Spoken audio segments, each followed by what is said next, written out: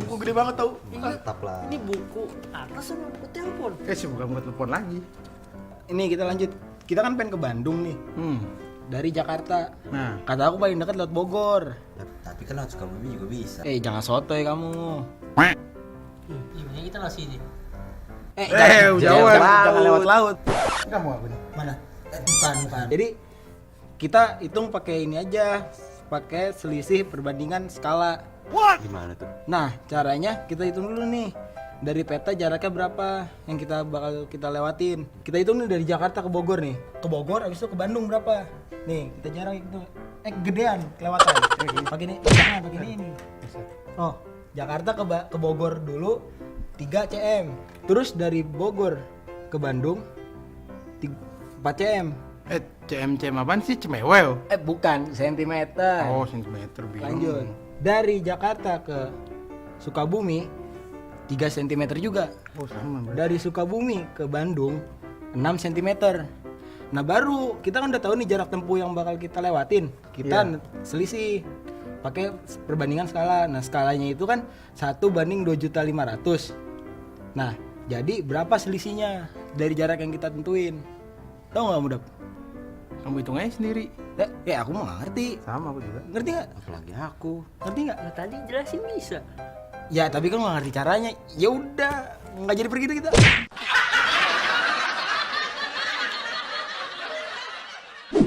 Aduh, ada-ada saja orang-orang ya.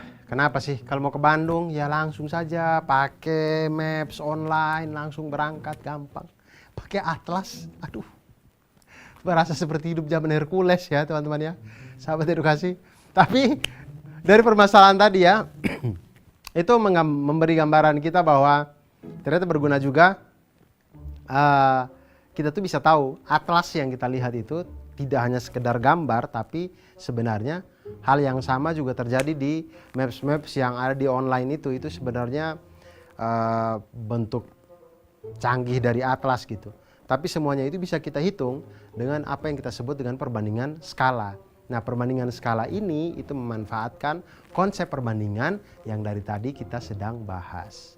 Nah, jadi sahabat edukasi, biasanya skala ini kita temukan di gambar-gambar, di model-model, modeling-modeling. Kalau kalian biasanya membeli mainan mobil, di dusnya itu ada tulisan 1:12. Ada lagi 1:54. Nah, itu adalah bentuk perbandingan skala yang maksudnya misalkan mainan motor kita beli tulisannya 1:12. Itu maksudnya 1 cm pada model yang kita beli itu mewakili 12 cm pada ukuran yang sebenarnya. Jadi kalau gambar itu kita besarin sebanyak 12 kali, jadinya seperti motor yang sebenarnya. Seperti itu. Nah, setiap peta itu memiliki skala dan setiap model juga biasanya memiliki skala. Tidak hanya peta, ada denah, ada miniatur kendaraan, maket, dan banyak lagi benda lainnya yang menggunakan skala. Nah, skala ini digunakan untuk menyatakan perbandingan antara ukuran gambar dan ukuran sebenarnya. Misal, ada provinsi dengan skala 1:1 juta.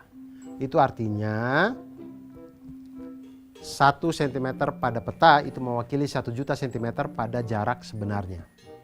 Nah, skala peta itu didapat dari skala peta sama dengan jarak pada peta dibagi jarak sebenarnya. Nah, sekarang kita lihat masalahnya yang tadi. Ketika dia menghitung Bandung 3 cm segini dia bilang. Canggih memang anak-anak sekarang 3 cm ya. Nah, hal-hal yang kita dapat dari hitung skala cm-cm ini itu bisa kita tahu jarak sebenarnya dengan menggunakan perbandingan skala. Tadi kita lihat jalur yang mereka pilih. Petanya itu punya skala 1:2.500.000. Kemudian pada peta tersebut jarak kota A ke kota P,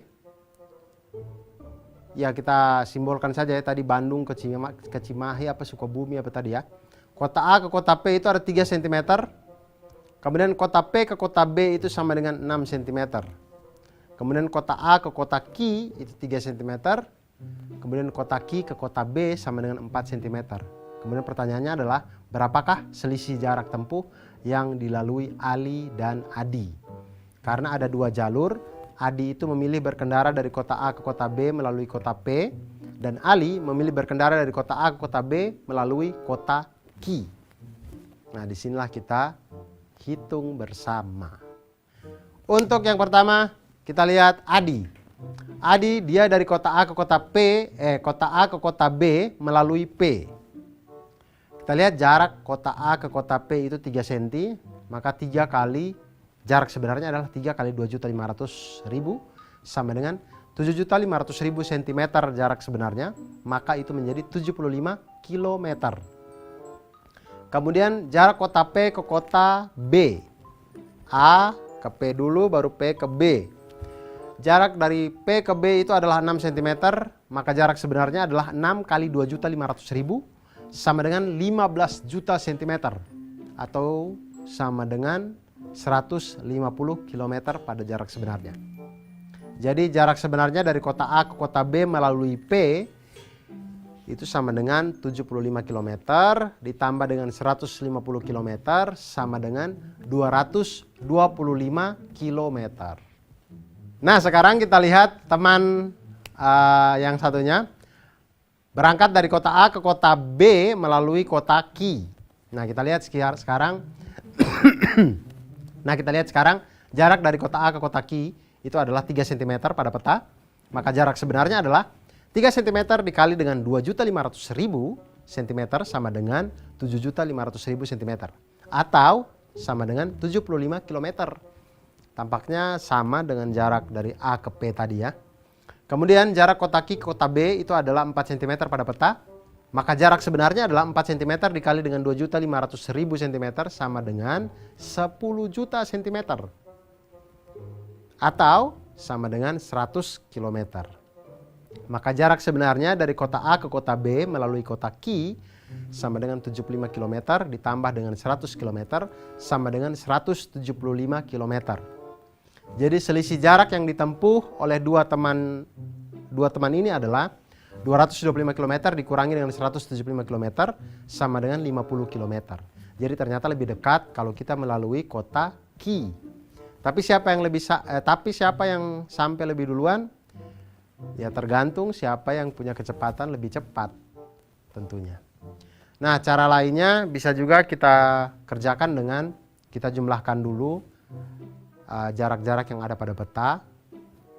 Misalkan teman yang pertama adalah kota A ke P, kemudian baru ke B. Itu menjadi 3 tambah 6 sama dengan 9 cm.